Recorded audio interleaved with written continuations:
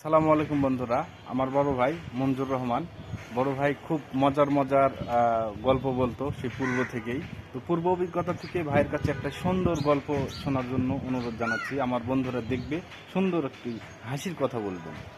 আচ্ছা, হুটহাট করে তো হাসির গল্প তো আসলে ওইভাবে তুমি যখন বললা বলি। এই মুহূর্তে যেটা মনে পড়লো সেটাই বলি। একটা নাটক দেখেছিলাম, আইজুল হাকিম ছিল সেই নাটকের নায়ক। তো উনি একটা মেয়েকে পছন্দ করতেন। তো ঘটনাক্রমে উনি একটি ভিসিডির দোকানে, তখন ভিসিআর ছিল, ভিসিডি ছিল, সিডি ছিল না, সিডি আসার আগে ওইখানে সিনেমা নিতে গেছেন। তো নিতে যে দেখেন উনি যে মেয়েটাকে পছন্দ করতেন সে মেয়েটা ওই ভিসিআরের দোকানে গেছেন ভিসিআর নেওয়ার জন্য। তো নিতে গিয়ে এখন ওনারা আসছে, এসে বলতেছে আমাকে অমুক হিন্দি সিনেমা দেন, অমুক ইংলিশ সিনেমা দেন।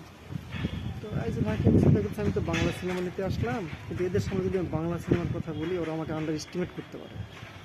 তো এই জন্য উনি এখন বললেন যে ভাই আমাকে একটা হিন্দি সিনেমা দেন। তো এখন দোকানদার বললো যে আপনার সিনেমার নাম বলেন। উনি তো আসলে হিন্দি সিনেমা দেখে অভ্যস্ত নন। তো উনি কিছুক্ষণ চিন্তা করে বললেন ভাই আমাকে তাহলে লাটাকটা কিয়া হুয়া এই সিনেমাটা আপনি দিবেন আমাকে।